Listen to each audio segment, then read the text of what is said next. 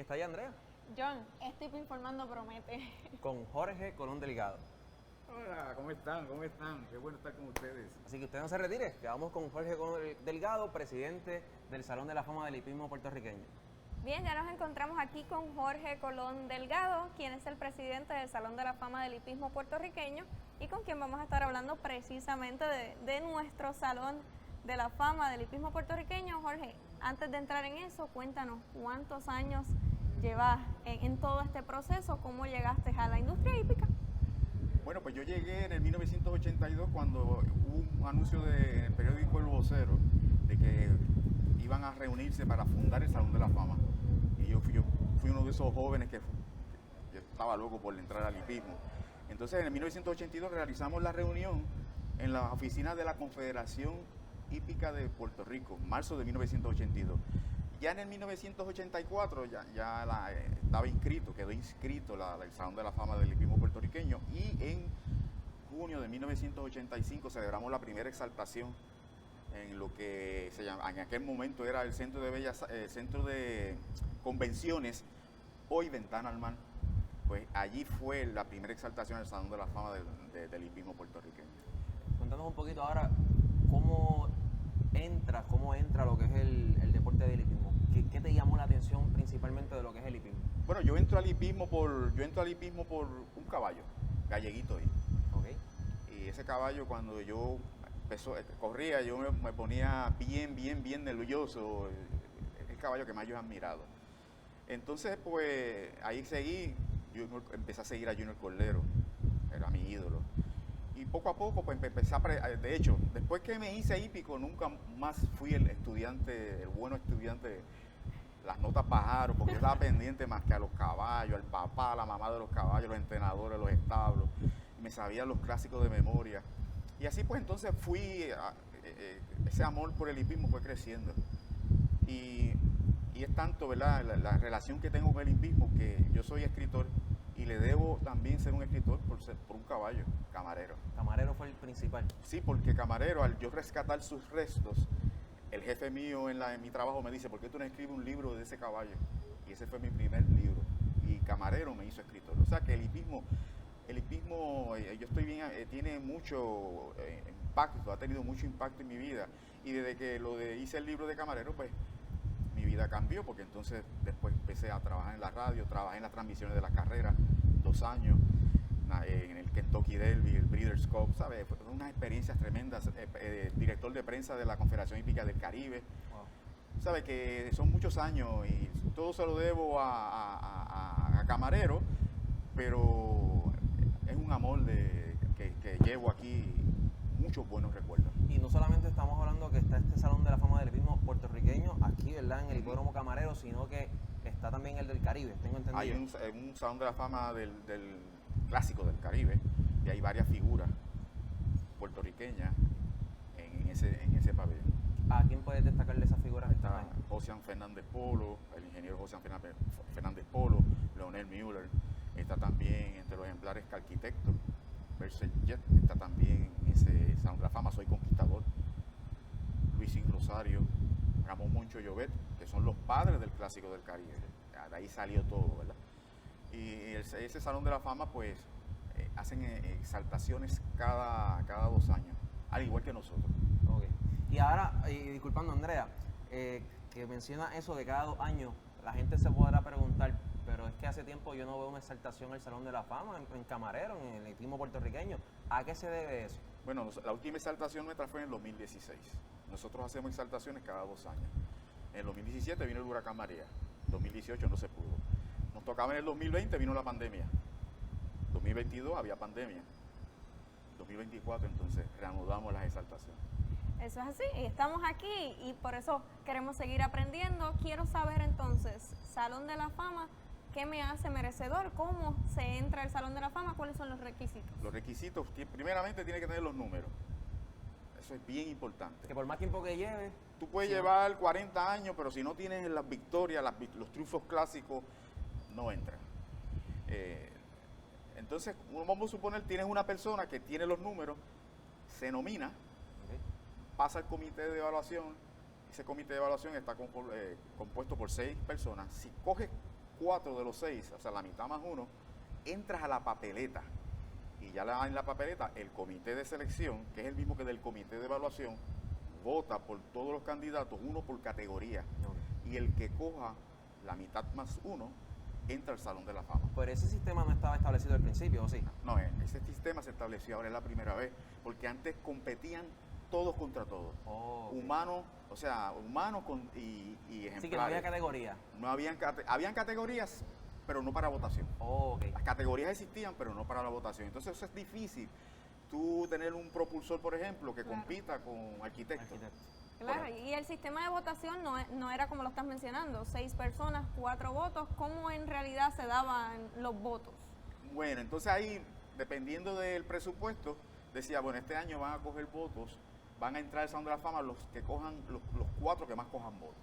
Okay. Entonces, los que estaban votando podían votar por 10. Entonces tú, 10 eran 6. Entonces los que cogieran más, los 4 que cogieran más votos, esos eran los que entraban.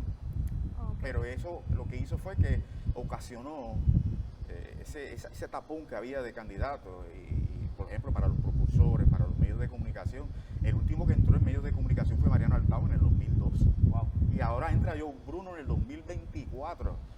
Sí. Y este sistema que establecimos es bueno. Bien, Jorge, ahora cuéntanos un poquito para esos jóvenes como lo es Andrea, este servidor, que estén interesados en buscar información sobre las personas y entes que estén aquí en el Salón de la Fama del Hipismo Puertorriqueño, ¿a dónde la pueden conseguir? Pueden accesar a famahipsmopr.org. Dicho sea de paso, el Salón de la Fama del Hipismo Puertorriqueño fue el primer deporte en tener una página web. Wow. Y eso fue en el año 2002. Y el webmaster, que es el actual webmaster de la página, fue Luis Ocasio. Oh, súper. Y ahí hay información de todos los exaltados. Y además, este año tengo un proyecto para incluir la data histórica, todo el standing de jockey, de jinetes, de entrenadores, el listado de los máximos ganadores de clásicos. En esa página, cosa de que la juventud, los jóvenes, tengan una fuente de información valiosa para que puedan seguir dando, alimentando, orientando, promoviendo la historia del hipismo puertorriqueño. Y quién sabe si ahí están los futuros jinetes, entrenadores y dueños de ejemplares, en esos jóvenes. Sí, hace falta. Mira, es bueno aclarar o decir que la data del hipismo puertorriqueño está al día gracias a Héctor Coto.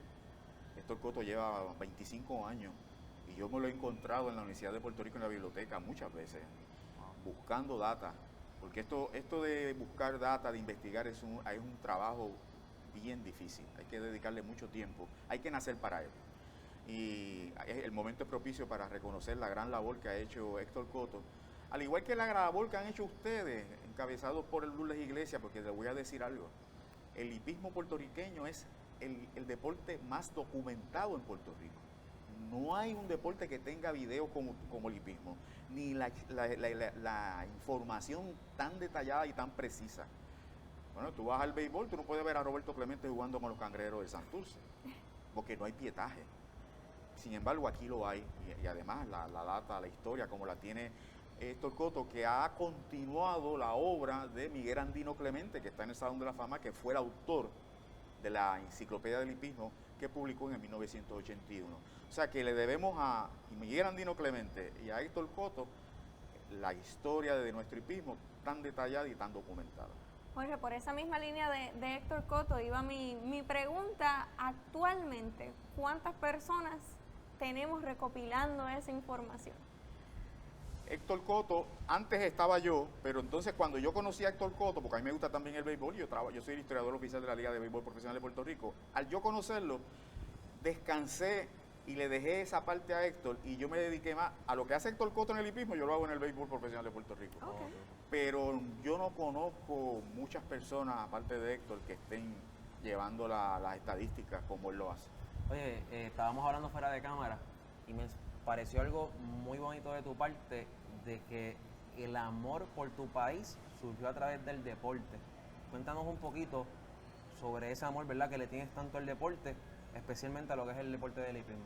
Sí, eso fue un documental que me hicieron la pregunta y yo le dije, mira, el amor que yo siento por mi país, por Puerto Rico, no se lo debo a la escuela, ni a mis maestros, se lo debo a los atletas. se lo debo a Roberto Clemente, a Ángel Cordero Jr., a Tito Trinidad, a las Reinas de Belleza, y a los músicos, a Tito Puente, a Tito Rodríguez. Hemos dado tanto, los boxeadores, Wilfredo Gómez, el equipo nacional de baloncesto, la selección nacional de baloncesto, que nos ha dado tanto triunfo afuera, internacionalmente. Esas son las personas y esos son los grupos de personas que el amor que yo siento por mi país. Porque lamentablemente en la escuela, por lo menos en la época mía, no nos inculcaban eso, porque no querían que quisiéramos mucho en nuestro país, por motivos políticos. Ahora pues ya no es así, pero en aquella época era difícil. Inclusive en aquella época, si tú llevabas una bandera de tu país, ibas preso, que ahora tú puedes cargar con ella libremente. O sea que eran momentos distintos a los de ahora, pero eso fue lo que me tocó, y gracias a Dios y a todos esos atletas, yo amo a mi país. Ahí podemos incluir a John Velázquez. John Velázquez, claro, a los hermanos Ortiz. John Velázquez continúa cosechando, o sea, ese amor, engrandeciendo ese amor por Puerto Rico, y los hermanos Ortiz ni hablar. Entonces en el béisbol, Lindor, Francisco Lindor, Carlos Correa, etcétera, etcétera. Pero la verdad que los atletas y todos estos puertorriqueños han hecho tanto por Puerto Rico, pero nosotros los puertorriqueños no hemos aprendido a bregar con esa historia. Es demasiado de grande. Fíjate que es un país de 3.5 millones de habitantes, pero nos destacamos en todo. Y nosotros se nos hace difícil tener tanto. Por eso es que tenemos esas deficiencias en recordar, tenemos esas deficiencias en hablar, en la historia, en conocerla. Igual usted entiende que es la clave para poder, ¿cuál fue su clave? Vamos con usted. ¿Cuál usted entiende que fue la clave que lo disparó a recuperar la información, a ese interés? ¿Cuál fue la clave? Bueno, yo creo que, yo entiendo que uno nace con eso. Yo desde pequeño lo que hacía era que yo escuchaba a la gente mayor hablar, y me hablaba, y los oía hablando de Galgo Junior, de Cadeneta, de Yaucono, del Hipódromo Las Casas. Entonces yo escuchaba, por eso es que yo sabía que había un hipismo antes del 57, porque me gustaba aprender, me gustaba escuchar. Y entonces después entro en el hipismo, fíjate, entro en el hipismo leyéndole los caballos a papi del programa. Wow. Papi me decía, ¿cuál es el número 3 en la quinta? ¿Y cuál es el 4? Entonces yo le decía, y ahí fue que nace ese contacto con el hipismo hasta el día de hoy. Y ahí es que nace también la pasión por mantener la data, buscar la información. ¿A usted siempre le ha gustado ir más allá de lo que Exacto. la gente puede comentar, verdad, el uno al otro? Mira, tú sabes lo que yo hacía, y lo tengo todavía. Yo cogía la revista hípica, por ejemplo, Galleguito. Okay. Cortaba las carreras el récord que aparecía en la revista hípica, una a una, las franjitas, y las ponía y las pegaba en un papel. Entonces yo veía cómo las actuaciones del caballo, porque no existía los récords de ahora. Ajá. Y eso se lo hice para varios ejemplares. Yo tenía mi Salón de la Fama imaginario. Wow. Y yo decía, bueno, si gana tantos clásicos, lo puedo exaltar al Salón de la Fama. ¿Sabes? Estabas destinado a eso. Sí, y eso uno nace con eso. Igual que yo tenía unos carritos que venían en la gelatina y le ponía nombres de caballo y los echaba a correr. Wow. Y llevaba standing, le ponía jockey. Pero eso estoy hablando con 10 años. O sea, que viene de la niñez, y yo te diría que ese amor por el hipismo y las estadísticas, uno nace con ello. Y en el caso de aquí del hipódromo, digo, esto no estaba en el libreto ni nada por el estilo, pero yo entiendo que se debe fomentar un pequeño salón para que los estudiantes jóvenes puedan llegar aquí al hipódromo, claro, y puedan ver las figuras que fueron destacadas en este deporte, para que, como dije anteriormente, salgan los futuros jinetes, entrenadores, propulsores, narradores, para que nazca ese amor por este deporte, claro, porque no son solamente, y lo voy a decir, no es solamente con las apuestas, sino tiene que haber una iniciativa, ¿verdad?, para que los estudiantes lleguen aquí y pues se enamoren de lo que es este deporte que tanto nos apasiona a nosotros, para que luego lo de las apuestas llegue a un segundo plano. Sí, mira, yo podría decir que hay dos tipos de hípicos. El hípico que entra para llevarse el pulpote, y el hípico que entra por admiración a un caballo, un jinete, un entrenador, un dueño de caballo. Entonces, el que entra por la admiración por uno de esos cuatro se va a quedar, como fue el caso mío, por Galleguito, como es el caso de Elvin, que fue camarero, Elvin Rodríguez fue camarero, José Fernández Polo, camarero, ¿sabes? Hay gente que entran por un caballo. Si tú entras buscando ese golpe de suerte, te vas a cansar. Oye, y que no está mal. No está mal, pero te vas a cansar. Pero te vas a cansar. Te vas a cansar. Todos los deportes se alimentan de la historia.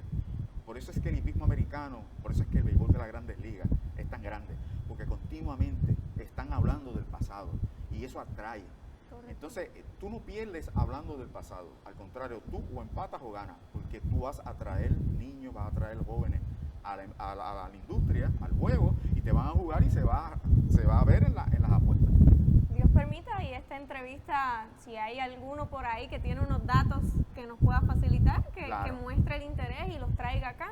Y también esos jóvenes que luego de esta entrevista digan, oye, como que me interesa un poquito más el hipismo, pues los invitamos a que sean parte de nuestra familia acá. Así que, por lo menos yo, encantada, sí. un placer, y Bien agradecido. definitivamente es un recurso muy valioso para nuestro hipismo. Y de aquí podemos sacar una segunda parte, o tercera y cuarta, porque realmente el hombre tiene muchísima información y de verdad estamos bien agradecidos, Jorge, por tu tiempo y por mantener este deporte tan vivo como lo has llevado hasta el momento. Gracias a ustedes, me han hecho sentir bien y sigan con el trabajo que hacen, porque hace falta jóvenes que echen para adelante la historia de nuestro hipismo. De verdad, mil gracias, Jorge. Bien. Y nada, mi gente, nos vamos a ver más, nos vamos a ver en un segmento más de Hipo Informando.